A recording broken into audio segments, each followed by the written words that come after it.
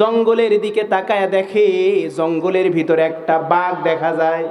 আল্লাহর বান্দা ওই বাঘটাকে যখন ইশারা দিছে, বাঘটা আল্লাহর বান্দার কাছে চলে আসছে। আবুল হাসান খারকানি রহমাতুল্লাহি আলাই জঙ্গল থেকে একটা বিষধর সাপের টুটি চিপায়া ধরছে। সাপকে বানাইছে চাবুক আর বাঘকে বানাইছে সাওয়ার। ওই বাঘের উপরে সাওয়ার করে ওই সাপটাকে চাবুক বানায়া বানায়া সাওয়ার করে ইমামরা বিল মারুফ।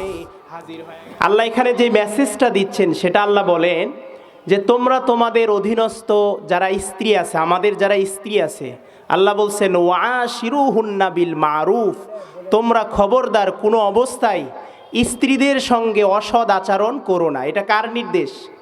জোরে বলেন, কার নির্দেশ? আল্লাহর নির্দেশ। স্ত্রীর সঙ্গে সর্ব অবস্থায় ভালো ব্যবহার করার নির্দেশ দিয়েছেন কে? জোরে বলেন না কে? আল্লাহ তাআলা। রাসূল সাল্লাল্লাহু আলাইহি সাল্লাম হাদিসের মধ্যে বলেন তোমাদের ভিতরে ওই ব্যক্তি সবচাইতে শ্রেষ্ঠ যেই ব্যক্তি তার পরিবারের কাছে শ্রেষ্ঠ। বলেন সুবহানাল্লাহ। এই জন্য ওয়াশিরুহুন্না বিল মারুফ, কোনো অবস্থাতেই স্ত্রীর সঙ্গে খারাপ ব্যবহার করা যাবে? জোরে বলেন, যাবে? স্ত্রীর সঙ্গে খারাপ ব্যবহার করা যাবে না। হযরতে নূহ আলাইহিস সালাতু ওয়াস সালাম নাম শুনছেন? নূহ আলাইহিস সালাতু ওয়াস সালামের স্ত্রী ছিল কাফের। লূত আলাইহিস সালাতু ওয়াস সালামের স্ত্রী ছিল কাফের। কাফের স্ত্রী নিয়ে সংসার করেছে। এরপরেও আল্লাহর নবী নূহ, আল্লাহর নবী লূত আলাইহিস সালাতু ওয়াস সালাম তাদের স্ত্রীর সঙ্গে খারাপ ব্যবহার করে নাই। চিৎকার মেরে বলুন সুবহানাল্লাহ। আচ্ছা বলেন তো, আমাদের স্ত্রী কি কাফের? আমাদের স্ত্রী কি অবাধ্য? আমাদের স্ত্রী কি জালিম? আমাদের স্ত্রী কিন্তু কাফেরও না, অবাধ্য না, জালিমও না। সুতরাং একজন কাফের স্ত্রীকে নিয়ে যদি সুখে সংসারে ঘর করতে পারে, স্ত্রীর সাথে নির্যাতন না করে, স্ত্রীকে গালিগালাজ না করে, স্ত্রীকে এরকমভাবে নানা রকম অবৈধ কথা না বলে, তাহলে আমার স্ত্রী, আপনার স্ত্রী তো কাফের না, অবাধ্য না, জালিম না। সুতরাং আমি আর আপনি কোনো অবস্থাতেই স্ত্রীর সঙ্গে খারাপ ব্যবহার করতে পারবো। আল্লাহ বলছেন ওয়াশিরুহুন্না বিল মারুফ, তোমরা তোমাদের স্ত্রীদের সঙ্গে সৎ ব্যবহার করো। কার নির্দেশ? জোরে বলেন না, কার নির্দেশ? রাসূলুল্লাহ সাল্লাল্লাহু আলাইহি ওয়াসাল্লাম তিনি কেমন ছিলেন, স্ত্রীদের সঙ্গে কেমন ব্যবহার করেছেন, মা আয়েশা সিদ্দিকা রাদিয়াল্লাহু তাআলা আনহা বর্ণনা করেন। আল্লাহর নবী যখন বাহিরে কাজ করে বাড়িতে ফিরে আসতেন, বিশ্ব নবী রহমাতাল লিল আলামিন বাড়িতে ফিরে আসার পরে যদি কখনো দেখতেন আল্লাহর নবীর স্ত্রীদের জন্য কাজ এখনো শেষ হয় নাই, বিশ্ব নবীর স্ত্রীদের খাবার তৈরির কাজ এখনো শেষ হয় নাই, মা আয়েশা সিদ্দিকা রাদিয়াল্লাহু তাআলা আনহা বর্ণনা করেন এই কাজ, খাবার তৈরির কাজ শেষ হয় নাই। এই জন্য আমার নবী, আমার প্রিয় স্বামী হযরত মুহাম্মদুর রাসূলুল্লাহ সাল্লাল্লাহু আলাইহি ওয়াসাল্লাম কোনো দিন স্ত্রীকে কটু কোনো কথা বলেন নাই। বলেন সুবহানাল্লাহ। কোনো কটু কথা বলেন নাই, রাগান্বিত হন নাই, বরংস বিশ্ব নবী রহমাতাল লিল আলামিন, দয়ার নবী, মায়ার নবী হযরতে মুহাম্মদুর রাসূলুল্লাহ সাল্লাল্লাহু আলাইহি ওয়াসাল্লাম তিনি নিজ হাতে স্ত্রীদের সঙ্গে বাড়ির কাজ করেছেন। সুবহানাল্লাহ। আর আমরা কি করি? তরকারিতে যদি একটু লবণ কম হয় স্ত্রীকে এমন অকথ্য ভাষায় গালিগালাজ করি, কথা বলেন ঠিক কিনা? শুধু তাই নয়, এমন ভাবে স্ত্রীকে প্রহার করি, এমন ভাবে স্ত্রীর প্রতি নির্যাতন করি যে স্ত্রীকে আর হাসপাতাল নেওয়া ছাড়া বুদ্ধি থাকে না। কথা বলেন ঠিক কিনা?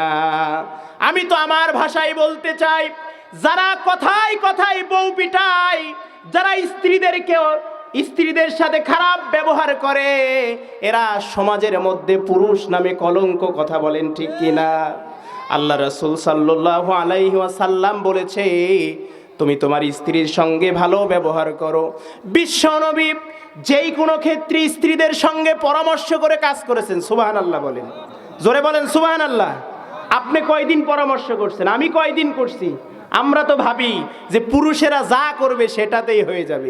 আল্লাহ বলেন না, তুমি মনে করতেছো এটা তোমার অবাধ্য স্ত্রী, কিন্তু এর মধ্যে এমন একটা কল্যাণ আল্লাহ রেখেছে যার কারণে তোমার জন্য এটা ভালো হতে পারে। বলেন সুবহানাল্লাহ। এই জন্য স্ত্রীকে কথায় কথায় পিটানো যাবে না।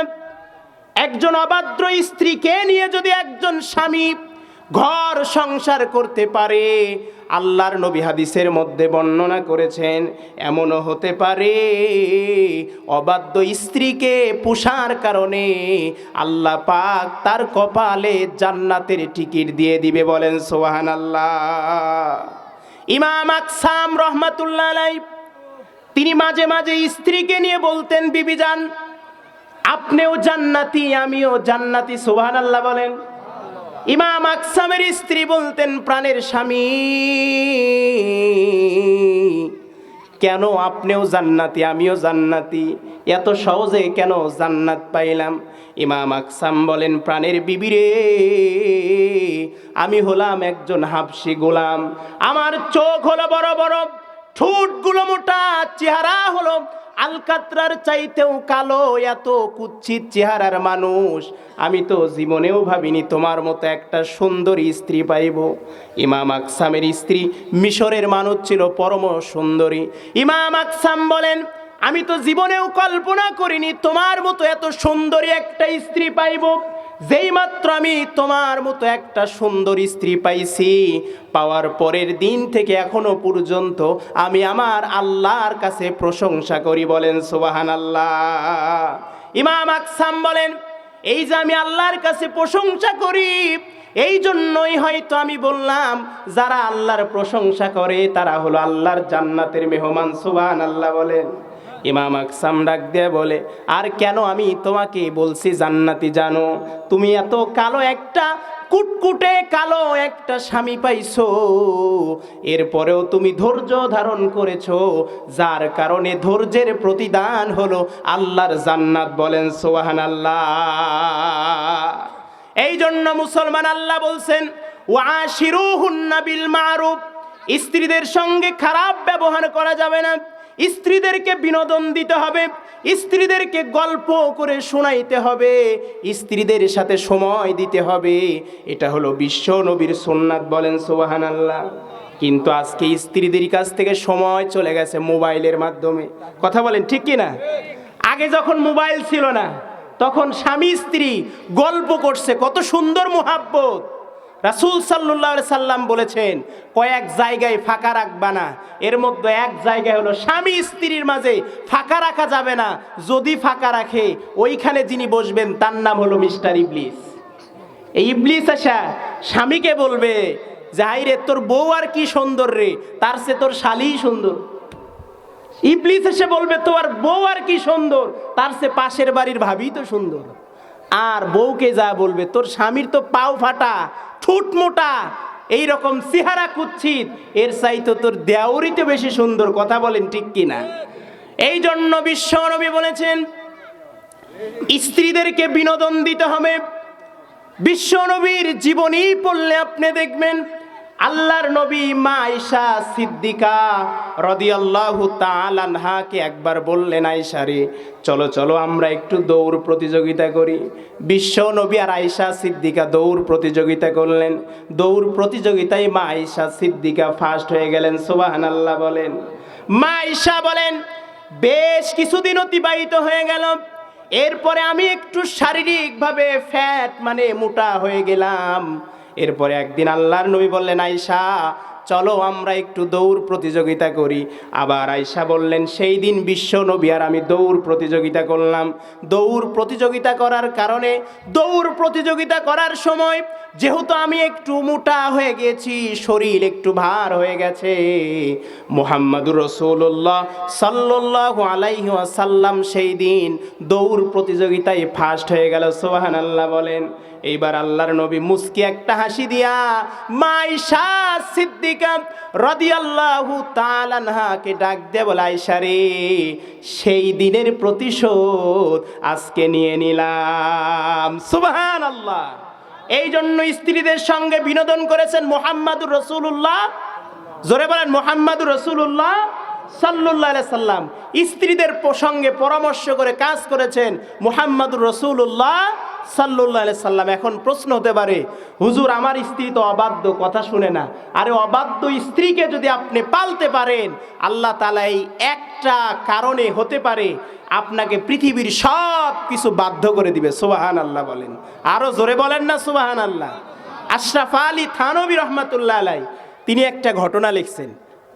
আশরাফ আলী থানভী রহমাতুল্লাহ আলাইহি তিনি বলছেন যে ভারতের জমিনে একজন প্রখ্যাত আলেম এবং বুজুর্গ ছিলেন, যার নাম ছিল আবুল হাসান খারকানি রহমাতুল্লাহি আলাইহি। তিনি অনেক বড় মাপের একজন আলেম এবং বুজুর্গ। আশরাফ আলী থানভী রহমাতুল্লাহ আলাইহি তিনি তার কিতাবের মধ্যে লেখে, এই আবুল হাসান খারকানি রহমাতুল্লাহি আলাইহির কাছে এক সময় ইমাম রাজি রহমাতুল্লাহ আলাইহি আসছে কিছু মাসালা নিয়ে, মাসালার সমাধান নিয়ে কথা বলার জন্য আসছেন। আসার পরে আবুল হাসান খারকানি রহমাতুল্লাহি আলাইহির বাড়িতে আসার পরে নক দিছে। প্রথমবার বাড়িতে নক দিছে, বাড়ির ভিতর থেকে কোনো আওয়াজ আসে না। দ্বিতীয়বার আবার বাড়ির ভিতর নক দিছে। যেই মাত্র নক দিছে, বাড়ির ভিতর থেকে কর্কশ ভাষায় একটা মহিলা বলছে, কে? বলে আমি ইমাম রাজি। কাকে চাও? বলে আবুল হাসান খারকানি। ও বুঝেছি, পাগলের দরবারে পাগল আসছে। কি বলে? জোরে বলেন, কি বলে? পাগলের দরবারে পাগল আসছে। বলো ও তো একটা ভণ্ড, ওর কাছে কেন তুমি আসছো? এই পাগলের কাছে কেন আসছো? এই পাগলের কাছে থাকলে তুমিও পাগল হয়ে যাবা। ইমাম রাজি চিন্তা করছে, হাই রে সর্বনাশ, এত বড় মাপের একটা আলেম এবং বুজুর্গ, আর তার ওয়াইফ, তার বউ তাকে বলে পাগল, তাকে বলে ভণ্ড। ইমাম রাজি রহমাতুল্লাহ আলাইহি মনটা খারাপ করে চিন্তা করছে যে আল্লাহর বান্দা আবুল হাসান খারকানি রহমাতুল্লাহ আলাইহির সাক্ষাৎ না হলে তো হবে না। তিনি খোঁজা শুরু করে দিছে। মুসলমান ভাইরা রে আমার, এইদিকে আবুল হাসান খারকানি রহমাতুল্লাহ আলাইহি তিনার একটা অভ্যাস ছিল, যখন কোনো কাজ না থাকতো আবুল হাসান খারকানি রহমাতুল্লাহি আলাইহি সেই সময় ক্রাম বোর্ডে সময় কাটাইতো না, মানুষের সঙ্গে গল্প গুজব করে সময় কাটাইতো না। আল্লাহর বান্দা, জঙ্গলের পাশ দিয়ে একটা নদী অতিবাহিত হয়ে গেছে। আল্লাহর বান্দা অবসর সময়ে ওই জঙ্গলের ভিতরে যায়া ওই নদীর পারে বসে বসে আল্লাহর জিকির করে। বলেন সুবহানাল্লাহ।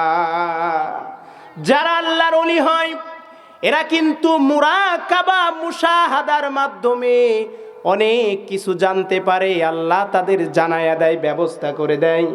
আবুল হাসান খারকানি রহমাতুল্লাহি আলাইহি তিনি বুঝতে পেরেছেন মুরাকাবার মাধ্যমে যে ইমাম রাজি আমাকে খুঁজতেছে, আমি যদি তার সঙ্গে দেখা না করি তাহলে বড় ক্ষতি হয়ে যাবে। এই জন্য আবুল হাসান খারকানি রহমাতুল্লাহ আলাইহি তিনি নামাজরত অবস্থা নামাজ শেষ করে মুরাকাবা মুশাহাদার মাধ্যমে যখন জানতে পেরেছে, এমন সময় আবুল হাসান খারকানি জঙ্গলের দিকে তাকায় দেখে জঙ্গলের ভিতরে একটা বাঘ দেখা যায়। আল্লাহর বান্দা ওই বাঘটাকে যখন ইশারা দিছে, বাঘটা আল্লাহর বান্দার কাছে চলে আসছে। আবুল হাসান খারকানি রহমাতুল্লাহি আলাইহি জঙ্গল থেকে একটা বিষধর সাপের টুটি চিপায়া ধরছে। সাপকে বানাইছে চাবুক আর বাঘকে বানাইছে সাওয়ার।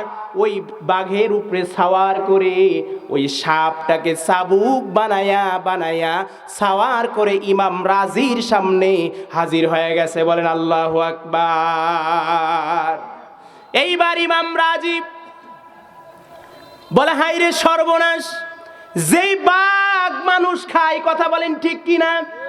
বাঘ দেখলে ভয় পায় না এমন মানুষ পৃথিবীতে খুবই কমই খুঁজে পাওয়া যাবে।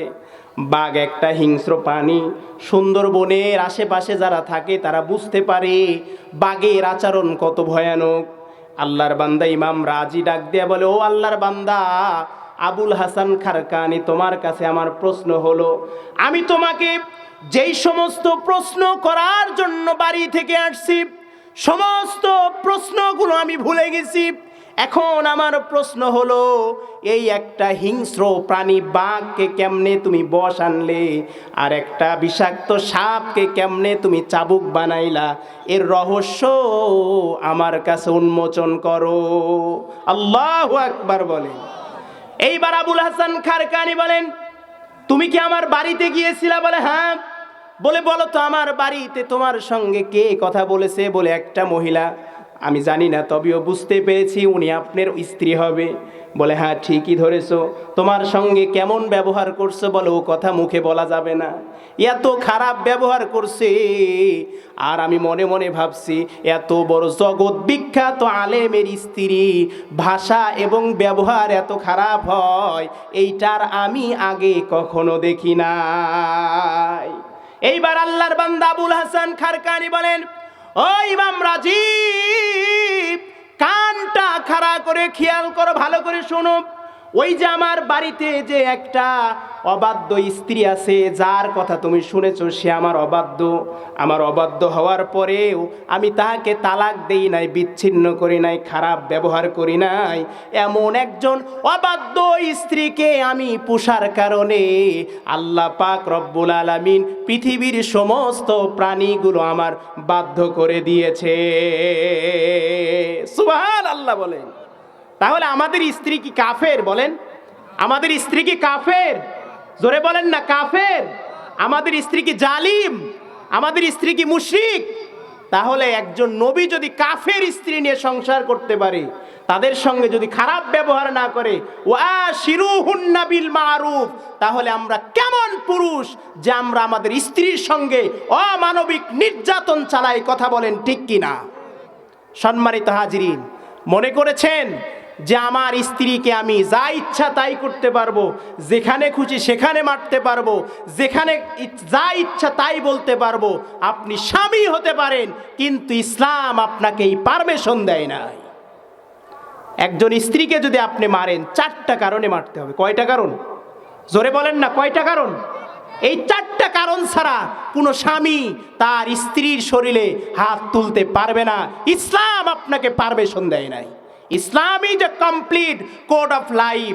একটা মানব জীবনের পূর্ণাঙ্গ জীবন বিধানের নাম হলো ইসলাম। চিৎকার মেরে বলুন সুবহানাল্লাহ, আরো জোরে বলুন সুবহানাল্লাহ। নাম্বার 1, কি কি কারণ স্ত্রীকে মারবেন শুনেন। নাম্বার 1, 1 নম্বর কারণ, স্ত্রী যদি পুরুষের সামনে তার সৌন্দর্য প্রদর্শন না করে, অর্থাৎ স্বামীর সামনে যদি এটা অস্বীকৃতি জানায়, সেই অপরাধে একজন স্বামী তার স্ত্রীকে মারতে পারবে। নাম্বার 2 নম্বর কারণ, যৌবিক চাহিদা। যৌবিক চাহিদার জন্য যদি কোনো স্ত্রী স্বামীর কাছে অপারগতা প্রকাশ করে, অস্বীকৃতি জানায়, তাহলে একজন স্বামী তার স্ত্রীকে মারতে পারবে। 3 নম্বর কারণ, আল্লাহর কোনো ফরজ ইবাদতে যদি স্ত্রী অস্বীকার করে, স্ত্রী যদি নাখোশ করে দেয়, আদায় না করে, সেই ক্ষেত্রে একজন স্বামী তার স্ত্রীকে মারতে পারবে। 4 নম্বর কারণ হচ্ছে, স্বামীর বিনা অনুমতিতে স্ত্রী যদি বাড়ির বাহিরে যায়, তাহলে ইসলাম বলে, কোরআন বলে, স্বামী তার স্ত্রীকে শাসন করতে পারবে। তারপরেও শাসনের সিস্টেম আবার 4টা পদ্ধতিতে শাসন করবে। কয়টা পদ্ধতি? জোরে বলেন কয়টা? আরো জোরে কয়টা? 4টা পদ্ধতি। নাম্বার 1 নম্বর হলো আপনি স্ত্রীকে উপদেশ দিবেন। 1ম নাম্বার, আগে মারা যাবে না। 1 নম্বর উপদেশ দেওয়া। স্বামী হিসাবে তুমি যেই কাজ করছো, এটা করা যাবে না, এটা করলে এই হবে, এটা ইসলামী শরীয়তে জায়েজ নাই। 1 নম্বর উপদেশ দিতে হবে। নাম্বার 2, যদি এতে কাজ না হয়, ইসলাম বলে বিছানা আলাদা করো। স্বামীর বিছানা আলাদা, স্ত্রীর বিছানা আলাদা। এতেও যদি কাজ না হয়, এরপরে ইসলাম বলে 3 নম্বর, মারতে পারবা, তবে শর্ত আছে। শর্ত হচ্ছে মাজা থেকে পায়ের পাতা পর্যন্ত মারতে হবে। কোথায় থেকে? জোরে বলেন না, কোথায় থেকে? মাজা থেকে।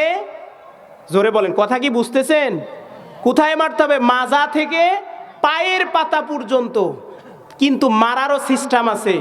এমনভাবে মারতে হবে যেন স্ত্রীর শরীরে কোনো জখম না হয়, কোনো দাগ না হয়। এই অবস্থায় স্ত্রীকে প্রহর করতে পারবেন। আর 4 নম্বর স্টেপ হলো, মারার পরেও যদি কাজ না হয়, তাহলে স্বামীর পক্ষে থেকে একজন, স্ত্রীর পক্ষে থেকে একজন, 2 জনকে উকিল মানে মুরব্বি বানিয়ে তাদের মাঝে মামলা ঢিসমিস করে দেওয়া। এর ভিতরেই আল্লাহ বরকত রেখেছেন। বলেন সুবহানাল্লাহ, আরো জোরে বলেন না সুবহানাল্লাহ।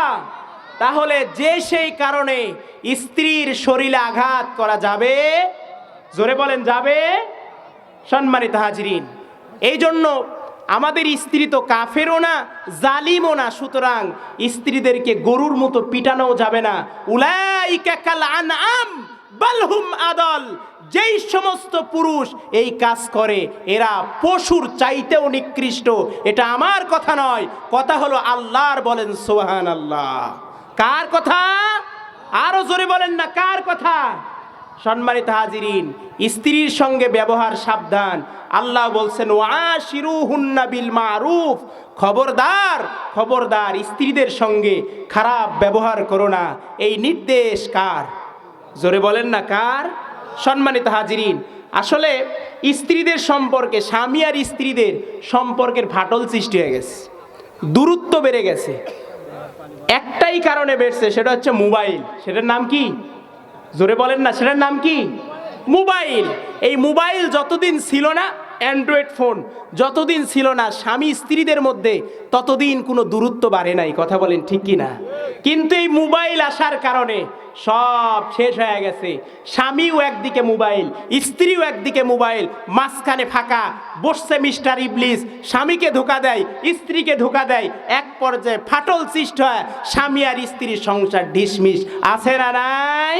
জোরে বলেন আছে না নাই?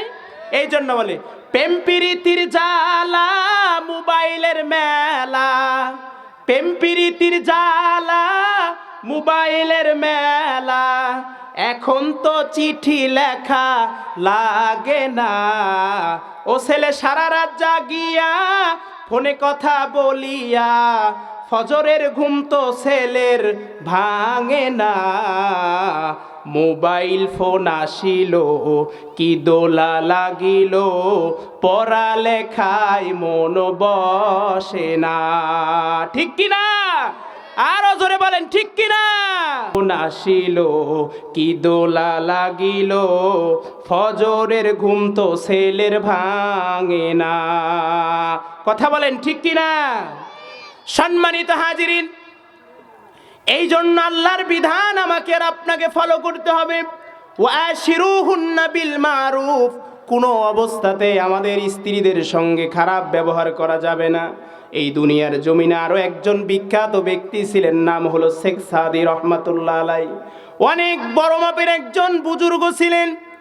শেখ সাদি রহমাতুল্লাহ আলাইর জীবনী পড়লে একটা কথা মনে পড়ে যায়। শেখ সাদি রহমাতুল্লাহ আলাই ছাত্রদের মাঝে মুরিদ শিক্ষা দেওয়ার জন্য চলে গেছে। ছাত্ররা খেয়াল করে দেখে শেখ সাদির গলার ভিতরে পাতিলের কান্দা ঝুলতেছে। কি ঝুলে? জোরে বলেন কি ঝুলে? পাতিলের কান্দা ঝুলে। এইবার ছাত্ররা ডাক দেয়া বলে, হুজুর গলার ভিতর পাতিলের কান্দা, ব্যাপার কি? শেখ সাদি ডাক দেয়া বলে, ছাত্ররা রে শোনো, গলার ভিতর পাতিলের কান্দা, এইটা মানে এই গলার ভিতর যে পাতিলের কান্দা আছে, এটা হলো আমার বইয়ের সুন্নাত। বলছে এটা আমার বইয়ের উপহার। ছাত্ররা বললেন, কি ব্যাপার, আপনার বউ আর জায়গা পাইল না, মাটির পাতিলের কান্দা আপনার গলার ভিতর উপহার দিল, ব্যাপারটা কি? শেখ সাদি বলেন, এটা তো অনেক লম্বা কাহিনী, শর্ট করে বলতেছি। সেটা হচ্ছে, আমি ছিলাম একজন গোলাম, আর আমার যে শ্বশুর ছিল সে আমাকে কিনে এই রকম ভাবে মুক্ত করে তার মেয়ের সঙ্গে আমার বিয়ে দিয়ে দিছে। কিন্তু আমার বউ বড় অবাধ্য, কথা শুনেই না। এক পর্যায়ে আজকে কথা কাটাকাটি মানে কথা হচ্ছিল, আমার বউ রাগ করে মাটির পাতিল নিয়ে আমার মাথায় মারছে, পাতিল ভেঙে গেছে, কিন্তু কান্দা আমার গলার সঙ্গে ঝুলতেছে। এরপরেও শেখ সাদি রহমাতুল্লাহ আলাই ওয়াশিরুহুন্না বিল মারুফ এই আয়াতকে ফলো করে স্ত্রীর সঙ্গে খারাপ ব্যবহার করে নাই। চিৎকার মেরে বলেন আল্লাহু আকবার, আরো জোরে বলেন আল্লাহু আকবার। এই জন্য স্ত্রীর সঙ্গে খারাপ ব্যবহার করা যাবে না, কটু কথা বলা যাবে না, স্ত্রীদের সঙ্গে এইরকম ভাবে অকথ্য ভাষায় গালিগালাজ করা যাবে না, যেখানে সেখানে আঘাত করা যাবে না। সম্মানিত হাজিরিন, এই জিনিসগুলো আল্লাহ আমাদেরকে বুঝার তৌফিক দান করুক, বলেন আমিন। আরো জোরে বলেন আমিন। আল্লাহ তাআলা কুরআনুল কারীমের মধ্যে বলছেন, হুন্না লিবাসুল লাকুম ওয়া আনতুম লিবাসুল লাহুন্না। স্ত্রী হলো স্বামীর পোশাক, স্বামী হলো স্ত্রীর পোশাক। বলেন সুবহানাল্লাহ। আচ্ছা বলেন তো, শরীর আর পোশাকের মধ্যে পার্থক্য কতটুকু? একটার সাথে আরেকটা লেগে আছে, কথা বলেন ঠিক কি না? স্বামী এবং স্ত্রীদের সম্পর্ক হবে এমন, স্বামীর সঙ্গে স্ত্রী লেগে থাকবে, স্ত্রীর সঙ্গে স্বামী লেগে থাকবে। স্বামীর কষ্টে স্ত্রীর মন কষ্ট পাবে, স্বামীর সুখে স্ত্রীর মন সুখ হবে। এই সিস্টেমটা যিনি জারি করে গেছেন তিনি হলেন আমার আপনার নবী মুহাম্মাদুর রাসূলুল্লাহ সাল্লাল্লাহু আলাইহি ওয়াসাল্লাম। এজন্য আল্লাহর এই বিধান, ওয়াশিরুহুন্না বিল মারুফ, কোনো অবস্থাতেই স্ত্রীদের সাথে খারাপ ব্যবহার করা যাবে, জোরে বলেন যাবে। সম্মানিত হাজিরিন, আল্লাহর নবীর জীবনী যদি আপনি খুলে দেখেন, বিশ্ব নবীর প্রথম স্ত্রীর নাম ছিল খাদিজাতুল কুবরা রাদিয়াল্লাহু তাআলা আনহা। আল্লাহর নবীর স্ত্রী খাদিজাতুল কুবরা দুনিয়ার থেকে বিদায় হয়ে চলে গেছে। এরপরেও বিশ্ব নবী যতদিন পর্যন্ত দুনিয়াতে ছিলেন, আল্লাহর নবীর বাড়িতে যদি কোনো খাবার, ভালো কোনো খাবারের আয়োজন করা হয়, বিশ্ব নবীর কাছে যদি কোনো ছাগল হাদিয়া দেওয়া হয়, আল্লাহর নবী ওই খাবার আর ওই ছাগলটা জবাই করার পরে বিশ্ব নবী সাহাবীদের বলতেন, সাহাবীরা রে, তোমরা এই হাদিয়াটুকু আমার স্ত্রী খাদিজারদের বান্ধবীর বাড়ি খুঁজে খুঁজে তাদের বাড়িতে পৌঁছায়া দাও। বলেন সুবহানাল্লাহ। এই জন্য মুসলমান, আল্লাহর বিধান ওয়াশিরুহুন্না বিল মারুফ, আমরা যারা স্ত্রীর সঙ্গে খারাপ ব্যবহার করেছি, অযথা স্ত্রীদেরকে পিটাইছি, এমন পুরুষ আছে স্ত্রীদেরকে এমন পিটান দিছে, পিটানের চোটে স্ত্রীদেরকে শেরপুর থেকে বগুড়া মেডিকেলে ভর্তি করেছে, আছে না নাই? আর এই কাজ করা যাবে? জোরে বলেন, এই কাজ আর করা যাবে? আরো জোরে বলেন না, যাবে? এই কাজ আর করা যাবে না, স্ত্রীদেরকে পিটানো যাবে না, স্ত্রীর সঙ্গে ভালো ব্যবহার করতে হবে। আমি আমার মা বোনদের বলে যেতে চাই, স্বামীর সঙ্গেও ভালো ব্যবহার করা দরকার, কথা বলেন ঠিক কি না? কারণ রাসূল সাল্লাল্লাহু আলাইহি সাল্লাম বলেছেন, আল্লাহর পরে যদি কাউকে সেজদা দেওয়ার বিধান থাকতো, আমি প্রত্যেকটা স্ত্রীকে বলতাম তারা যেন তাদের স্বামীর পায়ে সেজদা দেয়। চিৎকার মেরে বলুন সুবহানাল্লাহ। তাহলে স্বামীর দাম কত? এই জন্য আমি আমার মা বোনদের বলে যাই, খবরদার, স্বামীদের সঙ্গেও খারাপ ব্যবহার করা যাবে না। তোমার স্বামী তো ফিরাউন নয়, আসিয়ার সঙ্গে ফিরাউন এত খারাপ ব্যবহার করেছে, এত নির্যাতন করেছে, এরপরেও আসিয়া ফিরাউনের সঙ্গে খারাপ ব্যবহার করে। কারণ ফিরাউন হচ্ছে আসিয়ার স্বামী, স্বামী হিসাবে যতটুক রেসপেক্ট দেওয়ার দরকার আসিয়া ততটুক রেসপেক্ট দিয়েছেন। এই জন্য পুরুষরাও স্ত্রীদের সঙ্গে ভালো ব্যবহার করবে, আর আমার মা বোনেরা যারা আছে তারাও স্বামীদের সঙ্গে ভালো ব্যবহার করবে। এই বিধান কার? জোরে বলেন না কার? আরো জোরে বলেন কার?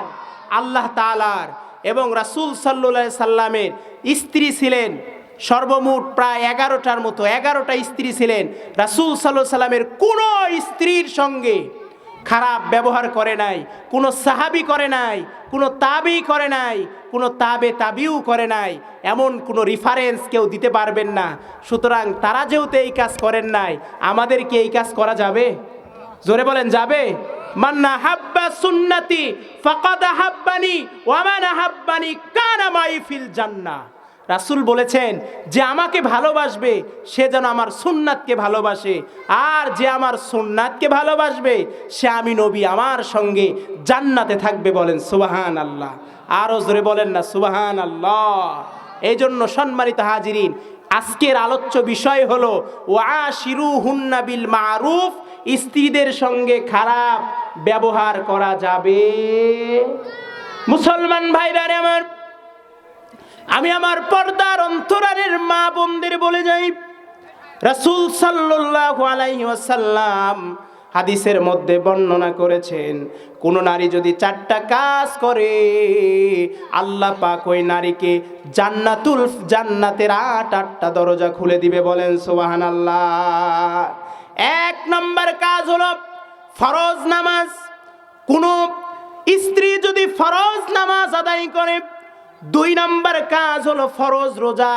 কোনো স্ত্রী যদি, কোনো মহিলা যদি ফরজ রোজা আদায় করে, 3 নম্বর হলো সতীত্বর হেফাজত করে, আর 4 নম্বর যদি স্বামীর কথা মেনে চলে, আল্লাহর নবী হাদিসের মধ্যে বর্ণনা করেছেন কাল কঠিন কিয়ামতের ময়দানে ওই স্ত্রীকে আল্লাহ পাক 8টা জান্নাতের দরজা খুলে দিবে।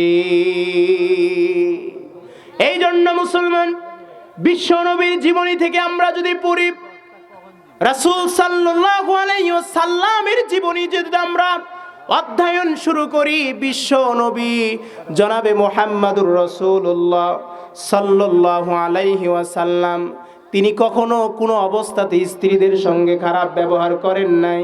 আমার মুসলমান ভাইরা রে, আল্লাহর নবী কখনো স্ত্রীদের সঙ্গে রাগান্বিত ভাষায় কথা বলেন নাই, বরঞ্চ বিশ্ব নবী যখন স্ত্রীদের সঙ্গে কথা বলেছে, আল্লাহর নবী সব সময় মুস্কি হাসি দিয়ে কথা বলেছে। বলেন সুবহানাল্লাহ, আরো জোরে বলেন সুবহানাল্লাহ। এই জন্য মুসলমান, আল্লাহর নবী জনাবে মুহাম্মদুর রাসূলুল্লাহ সাল্লাল্লাহু আলাইহি ওয়াসাল্লামের স্ত্রী মা আয়েশা সিদ্দিকাকে যখন প্রশ্ন করা হলো, আল্লাহর নবী বাড়িতে আসার পরে বিশ্ব নবী কেমন ছিল, বিশ্ব নবী কি কাজ করেছেন, মা আয়েশা সিদ্দিকা রাদিয়াল্লাহু তাআলা আনহা বর্ণনা করে, আমি আয়েশা, আমাকে বিশ্ব নবী অনেক ছোট বয়সে বিবাহ করেছে। বিবাহ করার কারণে আমি বিশ্ব নবীর ঘর সংসার ছোট থেকেই শুরু করেছি। আমি বিশ্ব নবীর ঘর সংসার ছোট বয়স থেকেই শুরু করেছি। ঘর সংসার শুরু করার পরে আমি যেহেতু ছোট ছিলাম, আমি মাঝে মাঝে রুটি ডলতে ডলতে ঘুমিয়ে গেছি। আল্লাহর নবী যখন বাহির থেকে ভিতরে আসছে, বাড়ির ভিতরে আসার পরে দেখে আমি ঘুমিয়ে গেছি। বিশ্ব নবী আমাকে আর ডাকে নাই, আমাকে আর কষ্ট দেয় নাই। আল্লাহর নবী আমাকে সুন্দর করে শোয়াইয়া দিয়া, বিশ্ব নবী তার নিজ হাত দিয়া রুটিগুলো তাওয়ার উপরে দিয়ে ডলাইয়া ডলাইয়া বিশ্ব নবী রুটি তৈরির কাজ করেছে। বলেন সুবহানাল্লাহ। শুধু তাই নয়, আয়েশা সিদ্দিকা বলেন, আমার স্বামী মুহাম্মদ সাল্লাল্লাহু আলাইহি ওয়াসাল্লাম শুধু তাই নয়, তিনি কাপড় সেলাই করেছেন, জামা পরিষ্কার করেছেন। আল্লাহর নবী ডাক দেয়া বলে, পৃথিবীর মানুষ তোমরা শোনো রে, তোমাদের স্ত্রীদের কাজে তোমরা সহযোগিতা করবা। আমি নবী, আমি সহযোগিতা করেছি, তোমরাও সহযোগিতা করবা, কিন্তু স্ত্রীদের কখনো খারাপ ব্যবহার করবা না। এই জন্য মুসলমান, আল্লাহ বলেন, ওয়াশিরুহুন্না বিল মারুফ, তোমরা স্ত্রীদের সঙ্গে খারাপ ব্যবহার করো না, ভালো ব্যবহার করো। তোমরা মনে করতেছো আমার এই স্ত্রী অবাধ্য, এই স্ত্রী দিয়ে আমার সংসার চলবে না, এই স্ত্রী দিয়ে আমার কিছুই চলবে না, আমার কিচ্ছু হবে না। কিন্তু আল্লাহ বলেন, বান্দারে সাবধান, তোমার ওই অবাধ্য স্ত্রী তুমি মনে করতেছো, কিন্তু এই স্ত্রীর মধ্যে আমি আল্লাহ হতে পারে এমন কল্যাণ কিছু রেখেছি, যার কারণে আমি আল্লাহ তোমার জীবনকে পরিবর্তন করে দিয়েছি। আল্লাহু আকবার। এই জন্য সম্মানিত হাজিরিন, আজকের আলোচ্য বিষয় হলো ওয়াশিরুহুন্না বিল মারুফ। আজকে এখান থেকে আমরা শিক্ষা নিব, স্ত্রীদের সঙ্গে খারাপ ব্যবহার করব না, ভালো ব্যবহার করব। মা আয়েশা সিদ্দিকা আরো একটা হাদিস বলেন, বিশ্ব নবী আমাকে কেমন ভালোবাসতো, স্ত্রীদের কেমন ভালোবাসতো। আয়েশা সিদ্দিকা বলেন, আমি যখন গ্লাস থেকে পানি খাইতাম, আল্লাহর নবী ওই গ্লাসের আমি যেই জায়গায় মুখ লাগিয়ে পানি খাইতাম, আমার স্বামী মুহাম্মদ সাল্লাল্লাহু আলাইহি ওয়াসাল্লাম সেই জায়গায় মুখ লাগিয়ে বিশ্ব নবী পানি পান করতো। বলেন সুবহানাল্লাহ। শুধু তাই নয়, সহিহ বুখারীতে আছে, মা আয়েশা সিদ্দিকা বলেন, আমি যখন মাংসর হাড়গুলো চিবায়া চিবায়া রাখতাম, যে হাড় আমি মুখে দিয়ে চিবায়া চিবায়া রেখেছি, আল্লাহর নবী সেই হাড়গুলো তুলে নিয়ে, আমি আয়েশার চিবানো হাড়গুলো বিশ্ব নবী তুলে নিয়ে, নিজ হাতে তুলে নিয়ে আল্লাহর নবী সেই হাড়গুলো চিবায়েছেন। বলেন সুবহানাল্লাহ। এর দ্বারা স্বামী স্ত্রীর মধ্যে ভালোবাসার বন্ধন বৃদ্ধি করে দিবেন কে? আরো জোরে বলেন, কে? আল্লাহ তাআলা। সম্মানিত হাজিরিন, এই জন্য আমরা আজকের আলোচ্য বিষয় থেকে বাড়িতে যেই মেসেজ নিয়ে যাব, ওয়াশিরুহুন্না বিল মারুফ, কোনো অবস্থাতে স্ত্রীদের সঙ্গে খারাপ ব্যবহার করা যাবে? জোরে বলেন, যাবে?